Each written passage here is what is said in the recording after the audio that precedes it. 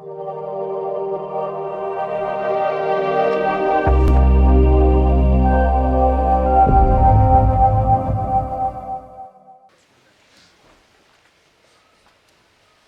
do you want to be when you grow up?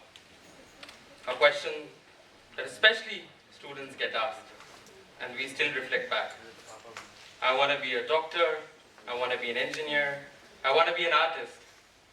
You know what I wanted to be? Myself. I was once coming back from my office, this is a regular now, in Delhi Metro, when a young schoolboy came to me crying, saying that, Bhaiya, I hope someday I'm able to have the courage to wear one. I gave him some advice. What advice did I give him? I'll tell you about that later. But as I came back home, I started reflecting back to my life when I was in school. When I was this 16-year-old, 17-year-old, young, passionate, academically sound, kind of like the teacher's pet kid, making everyone proud, trying to ace in everything, making my parents proud, my teachers proud. Everyone was proud, but myself. I was aware that I wanted to be myself, but yet another question stopped at my door. If you want to be yourself, who are you? Who am I? Like any other young person, I was looking for a role model, an idol. You know, that one doctor, that one actor, that one comedian, that one dancer, that one singer that we see ourselves in. I couldn't find a role model because I did not see myself in anyone. When I looked around, the movies I saw, the families I saw existing in the society, the advertisements, the friends who were falling in love with each other, I didn't see Saad in anyone. Therefore, I couldn't find any idol. So basically my surrounding, whatever was normal, had anything in it but myself. So as I was looking for role models and as I was growing up, I realized that I am different. Not by my own self, but with this experience of what is normal and that I am different. At that point of time, I didn't want anyone to focus on my identity. Because let's be good at grades. Let's be good at extracurricular activities. Let's funnel that energy somewhere, but not focus on my identity. Because I still don't know who I am yet. I came in college, and to funnel that very same energy, I put it down to another question. So if I am here, and I have to be alive, what am I here for? What is my purpose? And in the quest of finding that purpose, I did various internships. I got to hear something about social work. And I thought people only are the ones who will get no money in their life and they are social workers. I did not know that it's actually a sector in itself. I started volunteering for various social issues, youth leadership, with various organizations in India. What it did is channel that energy somewhere. That working for a social cause helped me channelize my energy, helped me feel some sense of belonging in a world full of different. As I was continuing, I also was building on my skills and my knowledge. And I realized that there is some community out there where people don't care of what I wear while I do things. They care about why I do what I do and how I do it. And as I was growing up, becoming more and more strong about my values, my gender expression, I forgot that what I did not find around in a role model was a young, brown, queer, Muslim person. And I started to live that for the first time. My family, which I don't blame them, are part of this normal. They could not adjust to that. I tried educating them, and I hope someday they will be educated.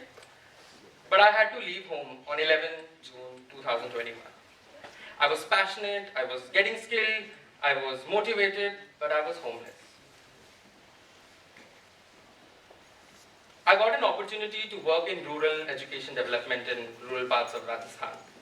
And you know what my biggest incentive of that job was? They gave a house, a shelter. From those 2 years in Rajasthan, I met enormous diversity of young people. People from the metropolitan, I personally sometimes think that the world, that Desh Delhi hai, but Desh Delhi nahi hai. Desh resides in the villages, in the rural parts of the country.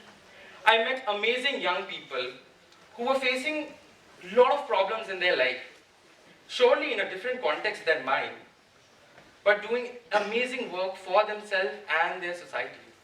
I started to read up about leadership. What is leadership? The theories of leadership, but trust me, I've learned more about leadership from the lives of these people and my life than any theory. I remember the first time I wore a sari, that was in Rajasthan. Not my hometown, Delhi, for 21 years, but a completely different place. Maybe because people didn't know me. I remember the first time I wore sari, there is this house help who used to come in Rajasthan. She said, Bhaiya, you're wearing a sari? Why do you wear a sari?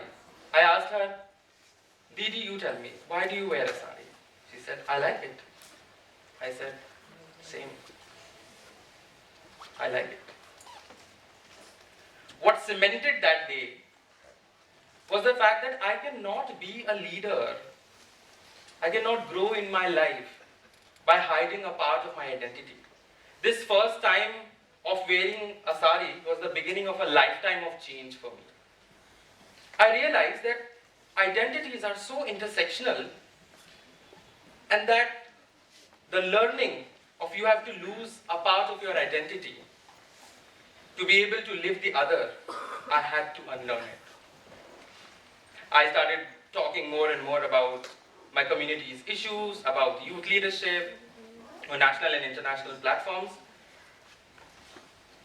And I realized that there is so much power of the leadership that you have learned from your life. It's as if, as I always say, that people from the LGBTQ community, we don't take birth at 0 or 1. We take birth when we fully, for the first time, truly live our true selves. It is that when we take the birth. You remember the boy I met in Delhi Metro? What advice I gave him? I told him, I understand where you are, but remember, make your life your best leadership coach. Because guess what? Nobody has lived your life ever but yourself. Surely some theories can help. And this is my definition of self-leadership. That learning from your old aspirations and at the same point of time, making sure that your emotions are also addressed to. We focus so much on skills, but we forget the person exercising those skills. And why I say emotion? It was not Sar alone who wore the sari for the first time. My co-fellows, my teachers, my fellow social workers, they became my chosen community and they became my family. They became the support which gave me a safe space, which is very important when you're on the journey of your self-leadership. That boy said, Bhaiya, I have no idea how to go about it. I said that, I hear you. I have been there. But isn't idea our vision, our own vision of the world, but ourselves first? Therefore, self-awareness is so crucial. Work on your knowledge, work on your power, your skill, and your emotions.